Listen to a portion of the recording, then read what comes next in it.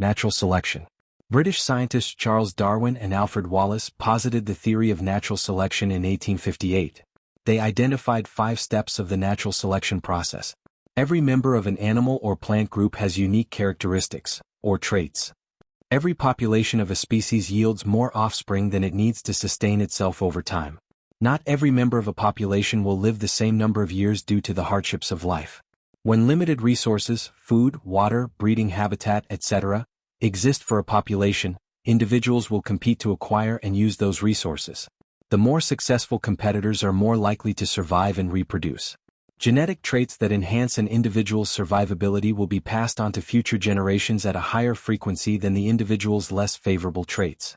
In other words, natural selection means members of a population that are more successful at finding food and mates, while also escaping predation or other forms of death, will have more descendants than less successful individuals. These highly successful individuals are known to have a higher fitness rate than their counterparts, hence development of the phrase, survival of the fittest. Natural selection examples. One prime example of natural selection is a group of finches in the Galapagos Islands known as Darwin's finches. When Darwin explored this archipelago in the 1850s, he discovered that each island had its own finch bird species. Each species had a unique beak size and/or shape. Darwin examined the birds' behaviors to learn why this variation existed.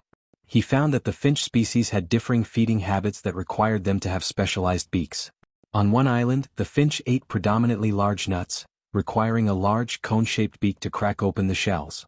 On a second island, the finch ate small seeds and nuts, requiring a similar shaped bill but smaller in size. On a third island, the finch fed upon berries and buds and had a claw-like beak shaped more like that of a parrot. On a fourth island, the finch dined on grubs and had a narrow beak ideal for prying into holes and crevices. Another example of natural selection is the peppered moth in London.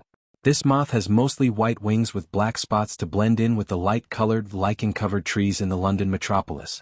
This color pattern camouflaged the moth as it rested, making it easier for them to escape predation by birds. During the Industrial Revolution, late 1800s and early 1900s, manufacturers operated coal-fired factories to mass-produce consumable goods. The air was filled with soot that landed on the trees, killing the lichen that grew upon them and darkening the tree trunks. Now the white-winged pepper moths were easy targets for the preying birds. Over time, though, increasingly more individuals of this moth population generated offspring with black-colored wings, letting them blend in more easily with the soot-covered trees. Interestingly, during the past 50-plus years, the peppered moth has been reverting to its original white-winged color pattern. Cleaner sources of energy yield less air pollution today, allowing the trees around London to be a lighter color again. Evolutionary adaptation. The definition of evolutionary adaptation is the mechanism by which an animal or plant alters itself to accommodate its changing environment. Organisms can display 3 types of adaptation. Each of the following types increase the organism's chance of survival and reproduction, thereby maximizing its number of descendants across time. Behavioral adaptation. The organism changes how it interacts with its environmental surroundings as well as other animals and plants. Physiological adaptation. The organism changes how its body functions internally. Structural adaptation. The organism changes at least one of its physical features.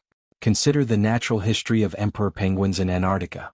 To survive in a frigid environment, emperor penguins mate in the winter. This breeding schedule lets the chicks have enough time to mature into independent juveniles before prey become abundant enough for them to feed on their own. Additionally, the males huddle together in tight circles to share body heat throughout the winter. And to accommodate the shortage of prey during the winter season, only female emperor penguins voyage to the ocean to feed. All 3 adaptations are the penguin's behavioral responses to its extremely harsh living environment. Physiologically, male emperor penguins can live for 100 consecutive days without eating any food during the wintertime. Emperor penguins also can significantly reduce their heart rate so that they can stay underwater for long periods of time when feeding before resurfacing to breathe. In terms of structural adaptations, the emperor penguins have tails that are short and stiff enough to serve as a prop while they balance on their heels. This standing position minimizes how much heat is lost from their feet while standing on the snow and ice. Additionally, the bicolor pattern of penguins serves as a camouflage while swimming in the ocean. The penguin's black back blends in with the sea when predators, such as leopard seals, look down upon them. Their white underside blends in with the sky when predators are positioned far below them. Evolutionary adaptation does not mean that only the best specimens survive or that only the best genetic traits are passed from one generation to the next. Instead, it means that the organisms better suited for their environment survive, and that the genetic traits most likely to confer success will be inherited among their offspring. Adaptive trait definition. All individual plants and animals are products of the evolutionary processes that shape their present-day environment. And the product scientists commonly examine is the organism's adaptive trait. An adaptive trait is any genetic characteristic that helps a plant or animal increase its chances of reproducing and generating offspring that can survive as long as possible. When describing adaptive traits, scientists typically focus on the observable physical traits of an organism, known as phenotype, rather than the genes that produce the physical trait, called genotype. Adaptive traits can emerge as analogous structures or homologous structures. Analogous structures are traits that are similar among different organisms who did not share a common ancestor but needed to solve a shared environmental problem. Analogous structures form during a process known as convergent evolution. An example of analogous structures is the creation of wings among birds and insects. Both animal groups need to fly, but their wings are made differently mix of bones and tissues within bird wings and only cuticle tissue in insects. Similarly, whales and fish both have tail fins to support movement through water, but their separate paths of evolution yielded fins that move in different ways. Whale tail fins move up and down because whales and other marine mammals evolved from land animals that had a spine and walked on 4 legs. Fish tail fins move side to side. Fish have a central axis with muscles on each side that force the fish to bend from left to right when its muscles contract in alternating patterns. Homologous structures are traits that are similar among animals that do share the same evolutionary ancestor. Consider humans, whales and bats. The radial bone exists in the forearm of each animal group.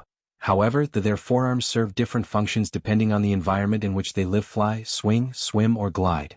All birds and mammals share the same ancestor, a large 4-legged reptile-like animal.